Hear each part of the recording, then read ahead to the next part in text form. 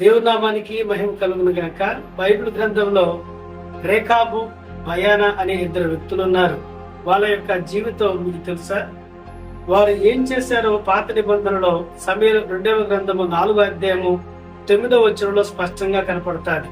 ఇష్బోషెతు అనే రాజుని, సౌలు కుమారుడైన ఇష్బోషెతుని తాను పడుకొని ఉండగా ఆ బయానా, రేకాబా అనే ఇద్దరు వ్యక్తులు తన రాజ్యంలో నుండి, తన పరిపాలనలో ఉండి రాజు పడుకొని ఉండగా రాజు మీద పడి చంపి ఈ వర్తమానాన్ని దావీదు దగ్గరికి తీసుకెళ్లి దావీదు దగ్గర మంచి బహుమానాలు పొందాలని పరిగెత్తుకుంటూ వెళ్ళారు. దూరం నుంచి దావీదు సైనికులు చూస్తూ వీళ్ళు మంచి వర్తమానం తీసుకొచ్చారేమని దావీదు వారి దగ్గరికి వెళ్ళి అడగక ముందే దావీదుకి విషయాలని తెలుస్తాయి.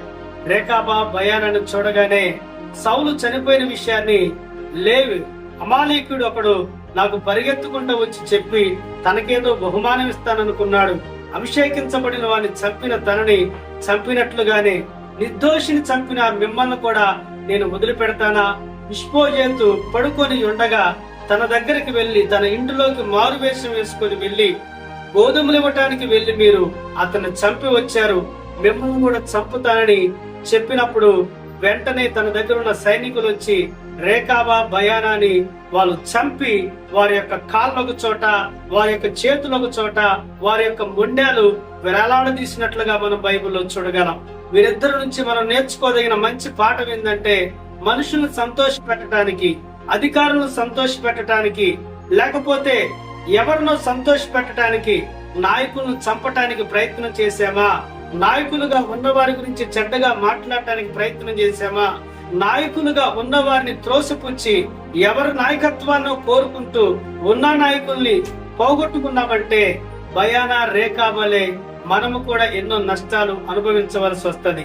కాబట్టి రాజును చంపి బహుమానాలు పొందుకోవాలనుకొని చివరికి మరణాన్ని పొందుకున్నారు. కాబట్టి మనుషులను సంతోష పెట్టక దేవుని మాత్రమే సంతోష పెట్టమని బైబిల్ చెప్తుంది. అందుకే పౌలు అంటూ వచ్చాడు, నేను మనుషులను సంతోష పెట్టగోరుచున్నానా, దేవుని సంతోష పెట్టగోరుచున్నానా అని చెప్తూ వచ్చాడు. అబ్రహాము తన జీవిత కాలంలో దేవుని సంతోష పెడుతూ వచ్చాడు. యేసుక్రీస్తు ప్రభువారు తండ్రి అయిన దేవుని సంతోష పెడుతూ వచ్చారు.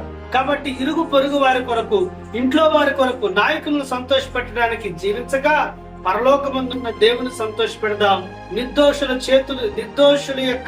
నిర్దోషంగా బ్రతుకుతున్న వారి జీవితాల్లో వేలు పెట్టగాకండి చివరికి నష్టాలు పొందుకుంటారు. దేవుడి మాటలు దీవించునుగా.